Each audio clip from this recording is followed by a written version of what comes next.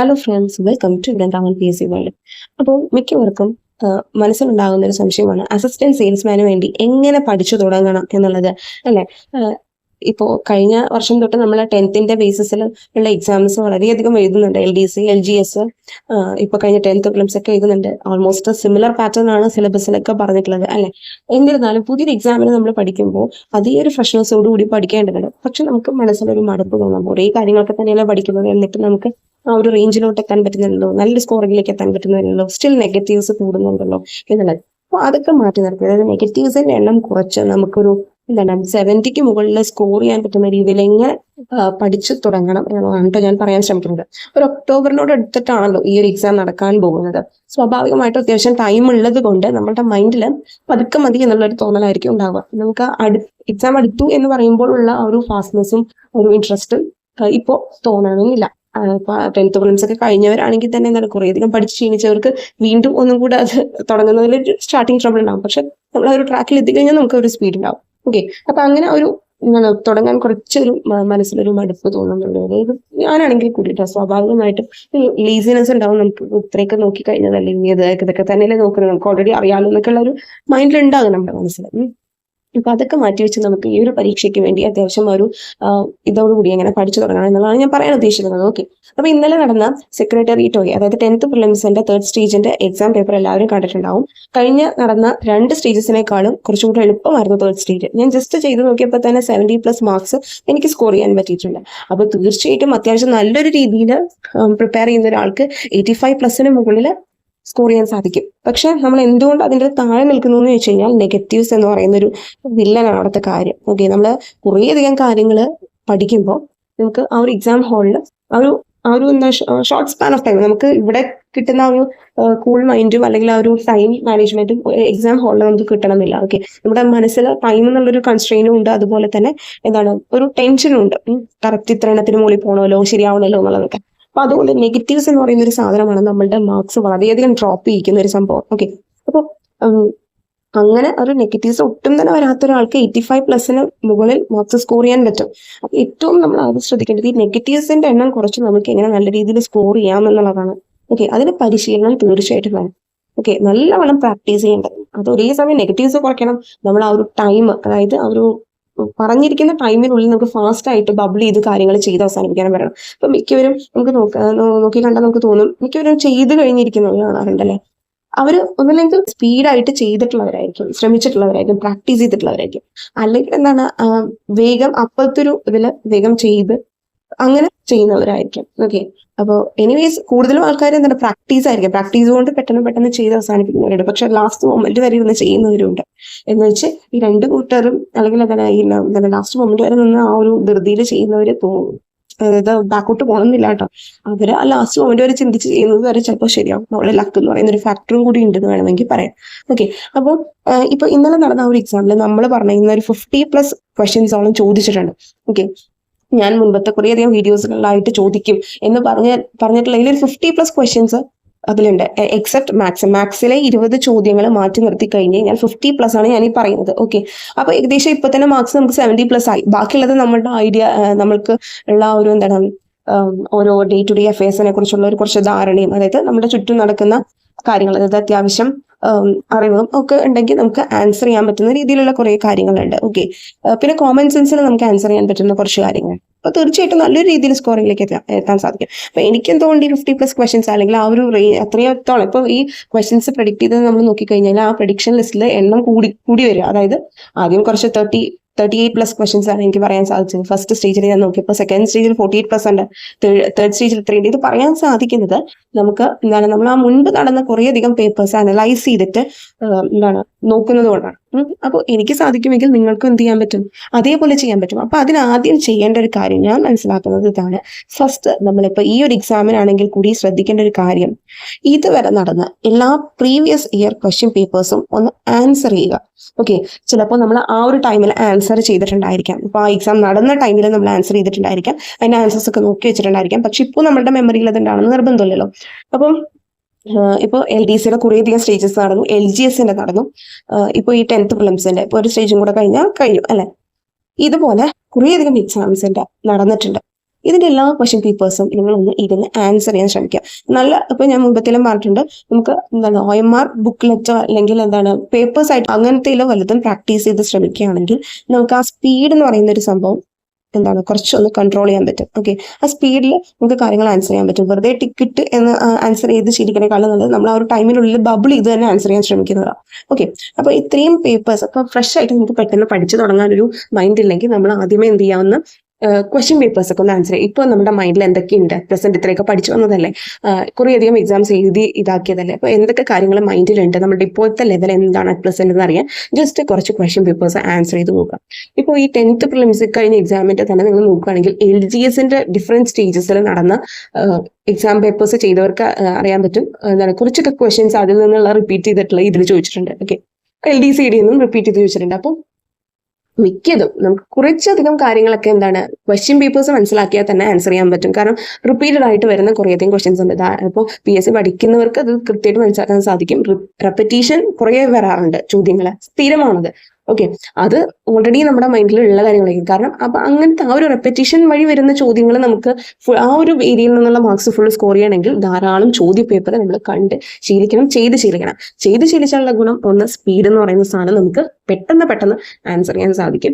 2, നമുക്ക് ഏകദേശം at present നമ്മുടെ ലെവൽ എന്താണ് എന്നുള്ളതും കൂടി മനസ്സിലാക്കാൻ സാധിക്കും. ഒപ്പം ഇപ്പോഴും നമ്മൾ അതായത് അന്ന് ആൻസർ ചെയ്തപ്പോൾ പഠിച്ച കാര്യങ്ങൾ മൈൻഡിലുണ്ടോ, നെഗറ്റീവ്സ് കുറയ്ക്കാൻ സാധിച്ചോ എന്നുള്ളതും കൂടി നമുക്ക് മനസ്സിലാക്കാൻ സാധിക്കും. ഓക്കെ, അപ്പോൾ ഈ നെഗറ്റീവ്സിന്റെ റേഞ്ച് നമുക്ക് തുടക്കത്തിൽ തന്നെ എന്താണ് ഫ്രഷ് ആയിട്ട് 3 നെഗറ്റീവ്സേ വരാൻ പാടുള്ളൂ, അല്ലെങ്കിൽ എന്താണ് ഒരു 10 താഴെ നെഗറ്റീവ്സേ വരാൻ പാടുള്ളൂ എന്നൊന്നും നിർബന്ധം പിടിച്ചാൽ പെട്ടെന്നൊന്നും നടക്കത്തില്ല. കാരണം സ്റ്റിൽ ആ ഒരു പ്രശ്നം ഫേസ് ചെയ്യുന്നവരുണ്ട്. ഇപ്പോൾ ഫ്രഷ് ആയിട്ട് പഠിക്കുന്നവർക്ക് ആ ഒരു പ്രോബ്ലം ഉണ്ടായിരിക്കാം. പെട്ടെന്ന് നെഗറ്റീവ്സ് നമുക്ക് അങ്ങനത്തെ ഒരു ലെവലിലോട്ട് എത്താൻ പറ്റില്ല. മിക്കവരും നമ്മളിപ്പോൾ യൂട്യൂബിൽ നോക്കുമ്പോൾ പറയണ കേൾക്കാറില്ലേ, എന്താണ് നെഗറ്റീവ്സ് ഇത്രയും വന്നുള്ളൂ, ഇത്രയും ചെയ്തിട്ട് 3 തെറ്റുള്ളൂ, അല്ലെങ്കിൽ 8 തെറ്റുള്ളൂ എന്നൊക്കെ പറയുന്നവരുണ്ട്. അല്ലെങ്കിൽ എന്താണ് 80 മുകളിൽ മാർക്ക് പറയുന്നത്. അപ്പോൾ സ്വാഭാവികമായിട്ടും ഈ സ്റ്റിൽ വളരെയധികം നെഗറ്റീവ്സ് ഇതാക്കുന്നവർക്ക് മനസ്സിലൊരു ഇത് തോന്നുന്നു, എന്തെങ്കിലും എൻ്റെ കുഴപ്പം കൊണ്ടാണോ, എനിക്ക് ഇതിൽ തന്നെയാണോ നിൽക്കുന്നത്, നെഗറ്റീവിൻ്റെ എണ്ണം കൂടുതലാണല്ലോ. അപ്പോൾ അതെന്ന് പറയുന്നത് അവർ ചെയ്തത് എന്താണ് ഞാൻ പറഞ്ഞേ, അവരുടെ പ്രാക്ടീസും അതുപോലെ ഇത്രയധികം ക്വസ്റ്റ്യൻ പേപ്പേഴ്സ് മനസ്സിലാക്കി ആ ഒരു ഏതൊക്കെ ഏരിയാസ് ആണ് വരുന്നത് എന്നുള്ളത് കൃത്യമായിട്ട് മനസ്സിലാക്കി ചെയ്തതുകൊണ്ടാണ്. ഓക്കെ, അപ്പൊ നമ്മൾ തുടക്കത്തിൽ ചിലപ്പോൾ നമുക്ക് നെഗറ്റീവ്സ് ഒക്കെ എണ്ണം കൂടുതലായിരിക്കും. അതുകൊണ്ട് ഒരിക്കലും നിരാശപ്പെടരുത്. അപ്പോൾ നമ്മൾ ഓരോ പ്രീവിയസ് ഇയർ ക്വസ്റ്റ്യൻ പേപ്പറും അനലൈസ് ചെയ്യുന്നതോറും ആദ്യത്തേൽ നമ്മൾ കൃത്യമായിട്ട്, അതാണ് ബുക്ക്ലെറ്റ്, ഓരോ OMR ബുക്ക്ലെറ്റ് ഉണ്ടെങ്കിൽ നല്ലതാണെന്ന് പറഞ്ഞത്. അപ്പോൾ ചിലപ്പോൾ നമുക്ക് ആദ്യം 48 ആയിരിക്കും, പിന്നെ അത് 57 എത്തും, പിന്നെ അത് 67 എത്തും, പിന്നെ അത് 70 മുകളിലോട്ട് എത്തും. അപ്പോൾ നമുക്ക് കിട്ടുന്നൊരു കോൺഫിഡൻസ് ഉണ്ട്. അപ്പോഴാണ് നമുക്ക് ശരിക്കും പഠിക്കാൻ എന്നെ കൊണ്ട് സാധിക്കും എന്നുള്ള ഒരു ഇതിലേക്ക് വീണ്ടും നമ്മുടെ മൈൻഡ് എത്തുക. ഓക്കെ, അപ്പോൾ അത്രയും ചെയ്ത് കഴിയുമ്പോൾ തന്നെ നമുക്ക് ഏകദേശം എന്താണ് റെപ്പറ്റീഷൻ വഴി വരുന്ന ചോദ്യങ്ങളുടെ കാര്യങ്ങളും സെറ്റാക്കാൻ സാധിക്കും. ഏതൊക്കെ ഏരിയാസ് ആണ് ഇവർ ഒരേ പാറ്റേണിൽ ചോദിക്കാൻ സാധ്യതയുള്ളത് എന്നുള്ളതും കൂടി മനസ്സിലാക്കാൻ സാധിക്കും. അതനുസരിച്ച് നമുക്ക് പഠനത്തിൽ എന്ത് ചെയ്യാം, ക്രമീകരണം നടത്താം. എല്ലാ കാര്യങ്ങളും പഠിച്ചിട്ട് അല്ല നമ്മളൊരു എക്സാമിന് ചെയ്യേണ്ടത്. നമ്മൾ എപ്പോഴും കാണാറില്ലേ, സ്മാർട്ട് വർക്കാണ് നമ്മൾ ചെയ്യേണ്ടത് എന്നുള്ളത്. അതായത് പഠിക്കേണ്ടത് ആവശ്യമുള്ളത് മാത്രം പഠിച്ചിട്ടാണ് നമ്മൾ വിജയിക്കേണ്ടത്, അല്ലെ? എല്ലാം കൂടി സിലബസിൽ പറഞ്ഞതെല്ലാം കവർ ചെയ്ത് ഞാൻ ഒറ്റ ഇരിപ്പിന് പ്രാവശ്യം മേടിക്കുന്ന അറിയുന്നതിനേക്കാളും നല്ലത് ചോദിക്കാൻ സാധ്യതയുള്ളത് പഠിക്കുക, സ്മാർട്ടായിട്ട് പഠിക്കുക എന്നുള്ളതാണ്. അപ്പൊ ആ ഒരു സ്മാർട്ട് വർക്ക് നമ്മൾ നടത്തുന്നതിന്റെ ആദ്യ പടി എന്ന് പറയുന്നത് ഈ PYQs ചെയ്യുക എന്നുള്ളതാണ്. ഓക്കെ, അതിൽ നിന്ന് നമുക്ക് ഒരു കോൺഫിഡൻസ് ലെവൽ ഉയർത്താൻ സാധിക്കും. അസിസ്റ്റന്റ് സെയിൽസ്മാൻ പഠിച്ചു തുടങ്ങുമ്പോൾ ആദ്യമേ കുറച്ച് ക്വസ്റ്റ്യൻ പേപ്പേഴ്സ് ഒന്ന് ജസ്റ്റ് ആൻസർ ചെയ്യാൻ ശ്രമിക്കാം. ഞാൻ അങ്ങനെയാണ് ചെയ്തു തുടങ്ങാറുള്ളത്. അവർക്ക് ഇനി സ്ട്രോങ് ആയിട്ട് പഠിക്കേണ്ട ഏരിയാസിന്റെ ആ ഒരു സോഴ്സ് കൂടെ നമ്മൾ മനസ്സിലാക്കി വെക്കാം. ഓക്കെ, മെയിനായിട്ട് നമ്മൾ ഈ ഒരു എക്സാമിന് വേണ്ടി പഠിക്കുമ്പോൾ SCERTയും അതുപോലെ തന്നെ NCERTയുടെയും പ്രാധാന്യം മനസ്സിലാക്കണം. ഓക്കെ, ഈ NCERTന്ന് കുറച്ചും കൂടെ കൂടുതൽ ചോദിക്കാൻ ചാൻസ് ഉണ്ട്. ഓക്കെ, SCERT ഒരുവിധം കാര്യങ്ങളൊക്കെ ബൈ ഹാർട്ട് ആയവരുണ്ടായിരിക്കാം. ഇനി അപ്പോൾ അവരെന്ത് ചെയ്യണം, NCERT കുറച്ചും കൂടെ സ്ട്രോങ് ആയിട്ട് നോക്കും.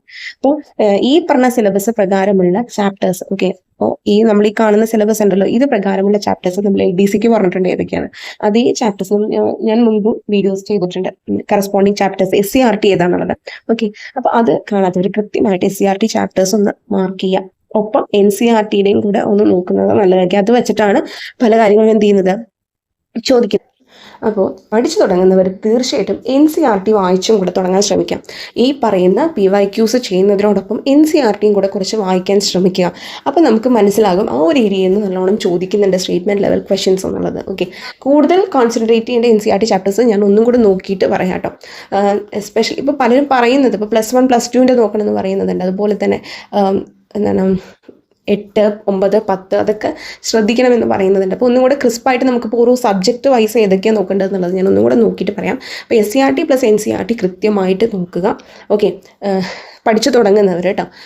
ജസ്റ്റ് ഇപ്പോൾ നമ്മൾ ഒരു കൃത്യമായിട്ടൊരു സ്റ്റഡി പ്ലാൻ സെറ്റ്, അതായത് നമുക്കിപ്പോൾ ഈ ഒരു ജനുവരി അല്ലെങ്കിൽ ഒരു ഫെബ്രുവരി ഇപ്പോൾ 10th പ്രിലിംസിൻ്റെ ലാസ്റ്റ് സ്റ്റേജും കൂടെ കഴിഞ്ഞിട്ട് നമുക്കൊരു കൃത്യമായിട്ടുള്ളൊരു സ്റ്റഡി പ്ലാൻ തന്നെ സെറ്റ് ചെയ്യാം കേട്ടോ. അത് ഞാൻ ഉടനെ തന്നെ പറയാം. ഞാൻ എനിക്ക് വേണ്ടി എന്തായാലും പ്രിപ്പയർ ചെയ്യും ഒരു സ്റ്റഡി പ്ലാൻ എന്ന് പറയുന്നത്. അപ്പോൾ തീർച്ചയായിട്ടും നിങ്ങളോടും ഷെയർ ചെയ്യാം കേട്ടോ, നിങ്ങൾക്ക് ഹെൽപ്ഫുൾ ആകുമെങ്കിലോ. അപ്പോൾ ഒരു കുറച്ചും കൂടെ സിസ്റ്റമാറ്റിക് ആയിട്ട് കാര്യങ്ങൾ ചെയ്യാൻ ശ്രമിക്കാം. ഇനി അടുത്തൊരു എക്സാമിന് വേണ്ടി പ്രിപ്പയർ ചെയ്യുന്നവർ, കാരണം നമ്മൾ കുറച്ചും കൂടെ കാര്യങ്ങൾ സിസ്റ്റമാറ്റിക് ആയിട്ടൊരു ഓർഡറിൽ ചെയ്യുമ്പോൾ നമുക്ക് പഠിക്കുന്നതിലും ഒരു ഇൻട്രസ്റ്റ് തോന്നും, കോൺഫിഡൻസ് ലെവൽ കൂടും. മാത്രമല്ല നമുക്ക് ആ ഒരു ഒരു ബാഡ് ഫീലിംഗ് വരില്ല. അതായത് ഇങ്ങനെ പരിശ്രമിച്ച് കിട്ടാത്ത അങ്ങനത്തെ ഒരു ഫീലിംഗ് വരില്ല. ഞാൻ പറഞ്ഞില്ല 100% ഹാർഡ് വർക്ക് കിട്ടാലേ നമുക്ക് എന്തെങ്കിലും റിസൾട്ട് കിട്ടുകയുള്ളൂ. ഓക്കെ, അപ്പോൾ ഇതുവരെ കിട്ടിയവരൊക്കെ ആ ഒരു എഫേർട്ട് ഇട്ടിട്ട് തന്നെയാണ്. പിന്നെ ഞാൻ പറഞ്ഞ കാര്യം ശ്രദ്ധിക്കുക, സ്മാർട്ട് വർക്ക് എന്നുള്ളതിന് കൂടുതൽ കോൺസെൻട്രേറ്റ് ചെയ്യുക. ഓക്കെ, എന്നാൽ മാത്രമേ നമുക്കിത് ചെയ്യാൻ സാധിക്കുള്ളൂ. അപ്പോൾ ഇപ്പം ഞാൻ ജസ്റ്റ് ക്ലിയറായിട്ട് പറഞ്ഞതാണ് എങ്ങനെ പഠിച്ചു തുടങ്ങണം എന്നുള്ളത്. ഒന്നുകൂടെ പറയുകയാണ്, PYQസിൽ നിന്ന് തുടങ്ങുക. അപ്പോൾ നമുക്കൊരു ഇൻട്രസ്റ്റ് തോന്നും. മാർക്സൊക്കെ നമ്മളുടെ ഇപ്പോൾ നമ്മൾ കുറേയധികം എഴുതി ശീലിച്ചത് കൊണ്ടും തെറ്റ് വരുത്തി ശീലിച്ചത് കൊണ്ടും നമുക്ക് സ്പീഡ് കൂടും, നമ്മളുടെ നെഗറ്റീവ്സ് കുറയും. മാർക്സ് കൂടുതലാകുമ്പോൾ നമുക്ക് പഠിക്കേണ്ട ആ ഒരു ഇതൊക്കെ ഇൻട്രസ്റ്റൊക്കെ കൂടും. ഓക്കെ, പിന്നെ SCERT NCERT ചാപ്റ്റേഴ്സ് ഇപ്പോൾ നമ്മൾ ഇതുവരെ കണ്ട കുറേ ഇതുണ്ടല്ലോ, നമ്മൾ മുൻപത്തെ വീഡിയോസിൽ പറഞ്ഞിട്ടുണ്ട്. അപ്പോൾ ഇപ്പോൾ തൽക്കാലം SCERT ചാപ്റ്റേഴ്സ് ഒന്ന് വായിച്ചു തുടങ്ങുക. ഒപ്പം NCERTയുടെ അറിയാവുന്നവർ NCERTയുടെ ചാപ്റ്റേഴ്സും കൂടെ നോക്കുക. 8, 9, 10, +1, +2 ഒക്കെ പറയുന്നുണ്ട്. കുറച്ചും കൂടെ ക്രിസ്പായിട്ട് ഞാനും കൂടെ ഒന്ന് നോക്കിയിട്ട് പറയാം കേട്ടോ. ചാപ്റ്റേഴ്സുകളൊന്ന് വായിച്ചു തുടങ്ങാം. എന്നാൽ മാത്രമേ നമുക്ക് ആ ഒരു റിവിഷനൊക്കെ പിന്നീട് അങ്ങോട്ട് നല്ല രീതിയിൽ നടക്കണമെന്നുണ്ടെങ്കിൽ ഇതൊക്കെ ഇപ്പോഴേ വായിച്ചു തുടങ്ങുക. ഓക്കെ, അതുപോലെ തന്നെ കറണ്ട് അഫെയർസ് ഇത് ഒരിക്കലും വിട്ട് കളയരുത്. 2024 തൊട്ടുള്ള കാര്യങ്ങൾ ഒന്ന് ജസ്റ്റ് വായിച്ചു തുടങ്ങുക. ഇനി ജനുവരി ഇപ്പോൾ തൊട്ടുള്ളത് അറ്റ് പ്രസൻറ്റ് തൊട്ടുള്ളത് ഒന്ന് അപ്ഡേറ്റ് ചെയ്യാൻ ശ്രമിക്കും. ഇപ്പോൾ ജനുവരി മാസത്തെ ഓരോ കാര്യങ്ങളും വേണ്ടത് മാത്രം ഇപ്പോൾ നോട്ട് ചെയ്ത് പോവുകയോ അല്ലെങ്കിൽ വായിച്ച് കേട്ട് ശീലിക്കുകയോ അങ്ങനെ വല്ലതും ചെയ്യുക. അപ്പോൾ ഓരോ ആഴ്ച അല്ലെങ്കിൽ ഒരു ദിവസം ഇന്ന ദിവസത്തെ കാര്യങ്ങൾ എന്നുള്ള രീതിയിൽ എന്തെങ്കിലും പഠിച്ച് ഒരു ഓർഡറിൽ കറണ്ട് അഫെയർസിൻ്റെ സെഷനും കൂടെ ഒന്ന് കോൺസെൻട്രേറ്റ് ചെയ്യാൻ ശ്രമിക്കാം. ഓക്കെ, കാരണം ഇതാണ് നമുക്ക് നല്ല രീതിയിൽ സ്കോർ ചെയ്യേണ്ട. Assistant salesman 20 മാർക്സാണ്. അപ്പോൾ നല്ലൊരു സ്കോർ ചെയ്യേണ്ട ഒരു ഏരിയ ആണത്. അത് അത്യാവശ്യം സ്ട്രോങ് ആക്കേണ്ടതുണ്ട്. ഓക്കെ, ഒപ്പം നിങ്ങൾ കുറച്ചൊക്കെ മാത്സ് പ്രോബ്ലംസ് അതുപോലെ ഇംഗ്ലീഷ് മലയാളം കാര്യങ്ങളും ഒന്ന് ശ്രദ്ധിക്കുക. കാരണം എന്താണെന്ന് വെച്ച് കഴിഞ്ഞാൽ ഇതിന് 10, 10, 10 അതായത് 30 മാർക്സ് അതിൻ്റെ ആ ഒരു ഏരിയയിൽ നിന്നുണ്ടല്ലോ. അപ്പോൾ ആ ഒരു സംഭവം നമുക്ക് സ്കോർ ചെയ്യണമെന്നുണ്ടെങ്കിൽ കുറച്ചൊക്കെ ഇപ്പോൾ ചെയ്ത് ശീലിക്കണം. എപ്പോഴും മാത്സ് എളുപ്പം കിട്ടണം എന്നില്ല. അത്യാവശ്യം ഇപ്പോൾ LDCക്ക് ചെയ്തവർക്കറിയാം ഡിഫറൻറ്റ് സ്റ്റേജസിൽ ചില സ്റ്റേജസിൽ കുറച്ച് ട്വിസ്റ്റഡ് ആയിട്ടുള്ള ചോദ്യങ്ങളുണ്ടായിരുന്നു. അപ്പോൾ മാത്സിലെ പല ചോദ്യങ്ങളും നമ്മൾ ആ ഇപ്പോൾ പറഞ്ഞല്ലോ PYQs ചെയ്യാൻ ആ ഒരു ഏരിയയിലൂടെ നമുക്ക് ചെയ്യാൻ സാധിക്കും. അത്യാവശ്യം ഒരു ട്വിസ്റ്റഡ് ആയിട്ടുള്ള ക്വസ്റ്റ്യൻസ് ഒക്കെ ഒന്ന് ചെയ്ത് സെറ്റാക്കാൻ ശ്രമിക്കുക. അപ്പോൾ ഈ 3 കാര്യങ്ങളും കൂടി ഇടയ്ക്ക് ഇപ്പോൾ ജസ്റ്റ് ഒരു സ്റ്റാർട്ട് എന്നുള്ള രീതിയിൽ ഇപ്പോൾ ഇംഗ്ലീഷ് നമ്മുടെ കയ്യിൽ ഇപ്പോൾ 10th പ്രിലിംസിൽ ഇംഗ്ലീഷ് ഒന്നും ഇല്ല, അതുകൊണ്ട് ചിലപ്പോൾ നമ്മളതൊക്കെ ഒന്ന് മാറ്റി വെച്ചിട്ടുണ്ടാവും. അപ്പോൾ ഇംഗ്ലീഷ് മലയാളമൊക്കെ ഒന്ന് ഓരോ ഗ്രാമർ ടോപ്പിക്സ് ആണെങ്കിലും വൊക്കാബ് ആണെങ്കിലൊക്കെ ഒന്ന് സ്റ്റാർട്ട് ചെയ്യുക, ഓരോന്ന് കുറച്ച്. അതുപോലെ മാത്സിൻ്റെ ആണെങ്കിലും പിന്നെ പറഞ്ഞ കറണ്ട് അഫെയർസ്, പിന്നെ SCERT NCERT പിന്നെ PYQs ഈ കാര്യങ്ങളൊക്കെ ഒന്ന് ജസ്റ്റ് സ്റ്റാർട്ട് ചെയ്യുക. നമുക്ക് ഓർഡറിൽ സിസ്റ്റമാറ്റിക് ആയിട്ട് നെക്സ്റ്റ് ഒരു ഇതിൽ ഒരു ഫെബ്രുവരി തൊട്ടോ അല്ലെങ്കിൽ ആ ഒരു ഫെബ്രുവരി ഒരു 10th അല്ലെങ്കിൽ ആ ഒരു ഇത് കഴിഞ്ഞിട്ട് ഒരു സ്റ്റഡി പ്ലാൻ എന്നുള്ള രീതിയിൽ തുടങ്ങാം കേട്ടോ. അപ്പോൾ എൻ്റെ കൊണ്ട് 10th അതായത് എൻ്റെ 10th പ്രിലിംസിൻ്റെ കഴിഞ്ഞിട്ടില്ല, ലാസ്റ്റ് സ്റ്റേജാണ്. അപ്പോൾ അതും കൂടെ കഴിഞ്ഞിട്ട് ഞാൻ ഒന്നും കൂടെ ക്രിസ്പായിട്ട് നോക്കിയിട്ട് ചെയ്യാമെന്ന് വെച്ചിട്ടാണ്. ഓക്കെ, അപ്പോൾ നമുക്ക് നെക്സ്റ്റ് വീഡിയോയിൽ കാണാം. നിങ്ങൾക്ക് ഈ വീഡിയോ ഹെൽപ്ഫുൾ ആയിട്ടുണ്ടെങ്കിൽ ലൈക്ക് ചെയ്യുക, ഷെയർ ചെയ്യുക. ചാനൽ സബ്സ്ക്രൈബ് ചെയ്യാത്തവരാണെങ്കിൽ സബ്സ്ക്രൈബും കൂടെ ചെയ്തേക്കാം കേട്ടോ. നമുക്ക് നെക്സ്റ്റ് വീഡിയോയിൽ കാണാം. Thank you for watching.